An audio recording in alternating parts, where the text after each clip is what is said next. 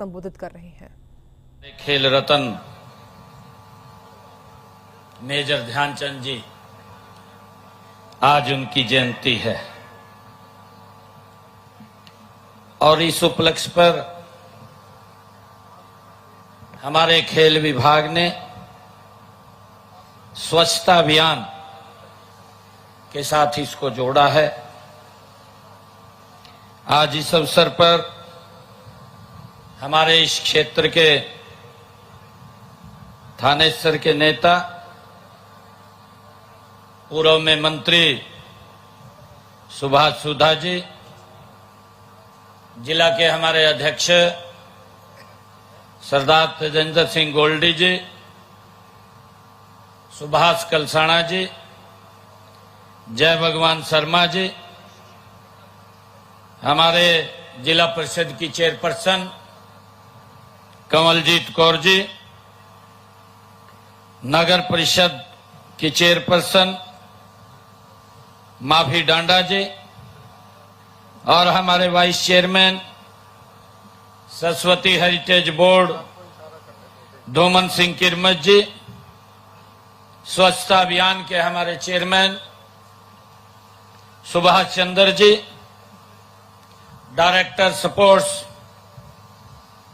Sanjeev Verma ji IAS, हमारे उपायुक्त महोदय, हमारे अतिरिक्त उपायुक्त महोदय, हमारे पुलिस अधीक्षक महोदय, तमाम खेल विभाग के हमारे अधिकारीगण,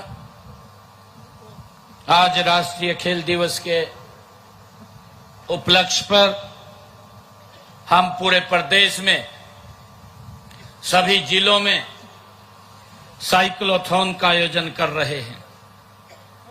आज का यह दिन ये हम सब के लिए गर्व और गौरव से भर देता है, न केवल इसलिए कि अब हरियाणा खेलों का पावर हाउस है, बल्कि इसलिए कि आज राष्ट्रीय खेल दिवस हमें हॉकी के जादूगर श्री ध्यानचंद जी की याद भी दिलाता है। मित्रों, उनके जन्मदिन को राष्ट्रीय खेल दिवस के रूप में मनाया जाता है। मेजर ध्यानचंद जी भारत माता के सच्चे सपूत, उनके नेतृत्व में भारतीयों ने हॉकी का स्वर्णिम इतिहास रचा है। इसके फलस्वरूप हॉकी को राष्ट्रीय खेल का दर्जा भी मिला है। उन्होंने भारतीय हॉकी टीम को उन बुलंदियों पर पहुंचाया जिनसे हमने 3 बार ओलंपिक स्वर्ण पदक जीते हैं। यह किसी भी राष्ट्र के लिए ये गौरव की बात है। मेजर ध्यानचंद जी हमारे युवा खिलाड़ियों के लिए एक प्रेरणा स्रोत हैं। उनके जन्मदिन को राष्ट्रीय खेल दिवस के रूप में इसलिए मनाया जाता है ताकि हमारे खिलाड़ी उनके जैसी लगन और मेहनत करके वैसी ही उपलब्धियां प्राप्त करने के लिए उनको प्रेरित हो, आगे बढ़ें। मित्रों, मेजर ध्यानचंद जी एक महान खिलाड़ी के साथ साथ सच्चे राष्ट्रभक्त भी थे। मैं भारत माता के प्रति उनके समर्पण, उनका एक उदाहरण दे करके मैं बताना चाहूंगा। वर्ष 1936 में बर्लिन ओलंपिक में भारत की हॉकी टीम ने जर्मनी को 8-1 से हराकर अपना तीसरा गोल्ड मेडल उनके नेतृत्व में जीता था। उस मैच में मेजर ध्यानचंद जी ने 3 गोल किए थे। मैच के बाद स्वयं जर्मनी के शासक हिटलर ने मेजर ध्यानचंद जी से जब मुलाकात की और उन्हें अपनी सेना में अधिकारी बनाने का उन्होंने प्रस्ताव रखा। मेजर ध्यानचंद जी ने यह कह करके प्रस्ताव को ठुकरा दिया कि मैं भारतीय सेना में नायक हूं।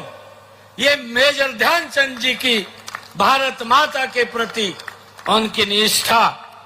अपने देश में उन्होंने कहा कि मैं अपने देश में एक साधारण सिपाही बनकर भी गर्व महसूस करता हूं। ये मेजर ध्यानचंद जी ने कहा। मैं उस महान राष्ट्रभक्त खिलाड़ी को नमन भी करता हूं। उनका जीवन और कार्य हमारी युवा पीढ़ियों को सदा खिलाड़ी के रूप में कड़ी मेहनत करने के लिए, नागरिकों के रूप में देशभक्त होने की ये प्रेरणा देता रहेगा। मित्रों, इस राष्ट्रीय दिवस का थीम 1 घंटा खेल के मैदान में ये रखा गया है। इसका मतलब यह नहीं कि हमें केवल आज ही 1 घंटा खेलना है। इसका अर्थ है कि हमें हर रोज 1 घंटा खेल को देना है, ताकि हम शारीरिक और मानसिक रूप से फिट हो सके। ऐसा होने पर ही हम आज देश के यशस्वी प्रधानमंत्री आदरणीय मोदी जी ने जो कहा भी है, उन्होंने कहा फिट इंडिया हिट इंडिया के विजन को हम तब साकार कर पाएंगे। मुझे आज इस अवसर पर 2 पंक्तियां याद आ रही हैं। राष्ट्रीय खेल दिवस है, राष्ट्रीय खेल दिवस है, नया जोश नया उत्साह लाया। राष्ट्रीय खेल दिवस आया, नया जोश नया उत्साह लाया। सब खिलाड़ी मैदान में डटे, जीतेगा वही जिसने पसीना बहाया। मित्रों, मुझे खुशी है कि आज धर्म क्षेत्र कुरुक्षेत्र में आपकी भारी संख्या में इस साइक्लोथॉन में हम भाग ले रहे हैं। आपकी उपस्थिति इस बात का प्रमाण है कि कुरुक्षेत्र के लोग स्वास्थ्य के प्रति कितना जागरूक हैं। यहां से पूरे प्रदेश में एक संदेश जाएगा कि हमारा उज्जवल भविष्य खेल के मैदानों में दिखाई देता है। मित्रों, युवाओं के प्रेरणा स्रोत स्वामी विवेकानंद जी ने भी कहा था कि देशभक्ति की शुरुआत फुटबॉल के मैदान से होनी चाहिए।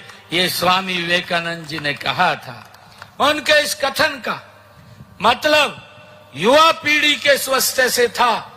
उनकी सोच थी कि देश में यदि युवा पीढ़ी शारीरिक व मानसिक रूप से स्वस्थ नहीं होगी तो वह देश धर्म और संस्कृति की रक्षा नहीं कर सकेगा।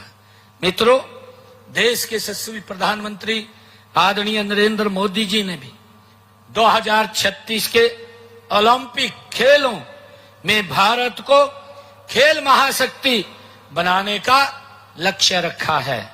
हमारे खिलाड़ियों ने पेरिस ओलंपिक 2024 में भारत द्वारा जीते गए 6 पदकों में से 5 पदक हमने जीते हैं। इससे पहले टोक्यो ओलंपिक 2020 में भारत द्वारा जीते गए 7 पदकों में से 4 पदक हरियाणा के खिलाड़ियों ने जीते हैं। मित्रों, यही नहीं, एशियाई खेलों में भी हमारा प्रदर्शन बड़ा सराहनीय रहा है। एशियाई खेल 2022 में राज्य के 82 खिलाड़ियों ने भाग लिया। इनमें से देश के 111 पदकों में से 28 पदक हरियाणा के खिलाड़ियों ने जीते हैं। मित्रों, राष्ट्रमंडल खेलों में भी हरियाणा के खिलाड़ियों का दबदबा रहा है। बरगेम राष्ट्र खेल 2022 के दौरान हरियाणा के खिलाड़ियों ने 20 पदक जीते हैं। ये उपलब्धियां हमारी दूरदर्शी खेल नीति का परिणाम है। मित्रों, यह राष्ट्रीय खेल दिवस आपकी प्रतिभा को आगे बढ़ाने की प्रेरणा हमें देता है। यह हर उस युवा को मंच प्रदान करता है जो खेल में अपना भविष्य देखता है। आज इस क्षेत्र में हमें उन छिपी हुई प्रतिभाओं को सामने लाने की जरूरत है जो हमारे ग्रामीण क्षेत्रों में दबी पड़ी हैं। मित्रों, ऐसी ही प्रतिभाओं को आगे लाने के लिए हमने अनेक कदम हमारी सरकार उठा रही है। बचपन से ही खिलाड़ियों को तराशने के लिए प्रदेश में खेल नर्सरियां खोली जा रही हैं। इनमें उन्हें वित्तीय सहायता, प्रशिक्षण प्रदान किया जाता है। इस समय मुझे खुशी है कि प्रदेश में 1489 खेल नर्सरियां कार्यरत हैं। इनमें 37,225 खिलाड़ी हमारे प्रशिक्षण ले रहे हैं। इन नर्सरियों में नामांकित हमारे 8 वर्ष से लेकर के 14 वर्ष तक की आयु के खिलाड़ियों को 1500 रुपए तथा 15 वर्ष से लेकर के 19 वर्ष तक के खिलाड़ियों को 2000 रुपए मासिक मात दिया जाता है। हमने उत्कृष्ट खिलाड़ियों के लिए सुरक्षित रोजगार सुनिश्चित करने के लिए हरियाणा उत्कृष्ट खिलाड़ी सेवा नियम 2021 भी बनाए हैं। मित्रों, इसके तहत खेल विभाग में हमने 550 नए पद भी बनाए गए हैं। हमने 224 खिलाड़ियों को सरकारी नौकरी में भी उनको दिया है। खिलाड़ियों के लिए क्लास 1 से क्लास 4 तक के पदों की सीधी भर्ती का आरक्षण का प्रावधान भी हमने किया है। मुझे ये बताते हुए गर्व भी हो रहा है कि हरियाणा देश का पहला राज्य है जो पदक जीतने वाले खिलाड़ियों को सबसे अधिक नगद पुरस्कार देता है। हमने अब तक खिलाड़ियों को 593 करोड़ रुपए के नगद पुरस्कार देने का काम ये हमारी सरकार ने किया है। और मुझे मित्रों खुशी है कि इसके अतिरिक्त भी उत्कृष्ट प्रदर्शन करने वाले 298 खिलाड़ियों को मानदेय भी दिया जाता है। राज्य, राष्ट्रीय और अंतर्राष्ट्रीय खेल प्रतियोगिताओं में भाग लेने वाले हमारे पदक विजेताओं जीतने वाले छात्रों को छात्रवृत्ति प्रदान भी की जा रही है। मुझे खुशी है आप लोगों के बीच में बताते हुए कि 2014 से अब तक 29,000 से अधिक छात्रों को 53 करोड़ 45 लाख रुपए की छात्रवृत्ति भी हमने प्रदान की है। हम खिलाड़ियों को खेल उपकरण उपलब्ध करा रहे हैं। इसके लिए हरियाणा खेल उपकरण प्रावधान योजना बनाई गई है और इसके तहत 15,634 खिलाड़ियों को उपकरण भी दिए जा रहे हैं। मुझे मित्रों ये खुशी है कि हम बचपन में ही खेलों के लिए प्रोत्साहन व प्रशिक्षण प्रदान कर रहे हैं। राज्य में मजबूत खेल इंफ्रास्ट्रक्चर भी हम तैयार किया गया है ताकि खिलाड़ियों को सभी आधुनिक सुविधाएं वो मिल सकें। मित्रों, ये सरकार लगातार गति से काम कर रही है और मुझे ये खुशी है बताते हुए आप लोगों को कि आज इस अवसर के ऊपर जो खेल दिवस ध्यानचंद जी का जो जन्मदिन है, उस जन्मदिन को पूरा देश खेल दिवस के रूप में मनाता है। मैं कुरुक्षेत्र के अपने अधिकारी गणों को बहुत बहुत बधाई भी देता हूं कि जिन्होंने कुरुक्षेत्र में आज स्वच्छता अभियान भी इसके साथ छेड़ा है, क्योंकि खेल के साथ स्वच्छता अभियान जुड़ा हुआ है। स्वच्छ होगा तो बीमारियां दूर होंगी, बीमारियां दूर होंगी तो हम हष्ट पुष्ट होंगे, स्वस्थ होंगे और स्वस्थ होंगे तो हम गति से मेडल भी लेकर के आएंगे। ये विकास की गति बंधेगी। मैं आज अधिकारियों को, उपायुक्त महोदय को और तमाम अधिकारियों को मैं बधाई भी देना चाहूंगा कि आज हम एक कुरुक्षेत्र जिले को सांस्कृतिक और खेल के क्षेत्र में आगे बढ़ाने के लिए, एक नागरिक सहभागिता बढ़ाने के लिए मेरा कुरुक्षेत्र मेरा अभियान पेज भी हम आज लॉन्च कर रहे हैं। प्रतिभागी जिला कुरुक्षेत्र में चल रहे विभिन्न सांस्कृतिक और सामाजिक कार्यों के बारे में जानकारी के साथ साथ चल रही विभिन्न गतिविधियों के बारे में जानने का भी हमें मेरा कुरुक्षेत्र मेरा अभियान पर जाकर के हम ले सकेंगे। मित्रों, आप सबका योगदान कुरुक्षेत्र को एक बेहतरीन कुरुक्षेत्र बना सकता है, उसको मदद करेगा बेहतरीन कुरुक्षेत्र बनाने में। मित्रों, लगातार सरकार ये काम कर रही है। विपक्ष, क्योंकि आज का अवसर ऐसा है, क्योंकि मैं ये बात नहीं बोलना चाह रहा था, परंतु विपक्ष के पास कोई मुद्दा नहीं है और दुर्भाग्यपूर्ण है कौन उनको स्क्रिप्ट लिख करके देता है कि उन्होंने जो हमारे विपक्ष के नेता हैं, हमारे देश के यशस्वी प्रधानमंत्री आदरणीय नरेंद्र मोदी जी की माता जो स्वर्ग लोक में है, उनके प्रति टिप्पणी करना ये दुर्भाग्यपूर्ण है। ऐसे लोगों को हम सचेत भी करना चाहिए और मैं ये भी कहना चाहूंगा कि आपने देश से माफी मांगनी चाहिए। इस प्रकार की अभद्र टिप्पणी करने का आपको कोई अधिकार नहीं है। आप बताएं कि हमने अपने समय के अंदर ये उपलब्धियां की हैं, ये देश जानना चाहता है, देश सुनना चाहता है कि आपने अपने समय में क्या क्या काम किए हैं।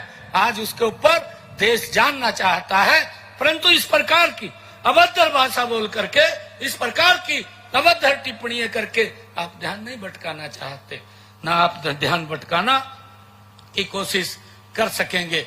आदरणीय मोदी जी के नेतृत्व में ये भारत दुनिया में एक सशक्त, एक मजबूत भारत के रूप में उभर करके सामने आया है। मैं आज आप सबको आज इस अवसर पर, क्योंकि हम जब हम मेजर ध्यानचंद जी की जयंती को मना रहे हैं, तो हम सब यहाँ पर एकत्र आए हैं। समाज तभी स्वस्थ रह सकता है जब जनसंधारण के खेलों के प्रति जागरूकता आए और जीवन शैली वो व्यवस्थित हो। इसके अलावा स्वस्थ समाज के लिए जरूरी है कि उसमें जो कुरीतियां हैं, कुरीतियां न हो, वह नशे जैसी बुराई से भी मुक्त हो। नशा एक ऐसी बुराई है मित्रों जो व्यक्ति को ही नहीं पूरे परिवार और समाज को खोखला कर देती है। मैं अपने युवाओं के भविष्य को वो निगल जाती है। मैं ये कहना चाहूंगा कि ऊर्जा का आप सब युवा साथी नकारात्मक दिशा में मोड़ देता है। नशे के कारण कितने परिवार उजड़ गए जाते हैं, कितने ही सपने बिखर जाते हैं। यह न केवल शारीरिक और मानसिक स्वास्थ्य को प्रभावित करता है, बल्कि सामाजिक ताने बाने को भी ये कमजोर कर देता है। मित्रों, मैं सभी प्रतिभागियों, आयोजकों और सहयोगियों का धन्यवाद करता हूं कि आपने इस साइक्लोथॉन के माध्यम से खेल, स्वास्थ्य और समाज में अनुशासन की भावना को बढ़ावा दिया है। मैं सभी युवाओं से आग्रह करता हूं कि वे खेल को अपने जीवन का एक अभिन्न अंग बनाएं और मेजर ध्यानचंद जी की तरह अनुशासन, मेहनत, समर्पण के मार्ग पर हम आगे बढ़े चलें। मैं इसकी अपील आप लोगों से करता हूं। आप सबका मैं दिल से धन्यवाद करता हूं। इन्हीं शब्दों के साथ जय हिंद, जय भारत, जय भारत माता।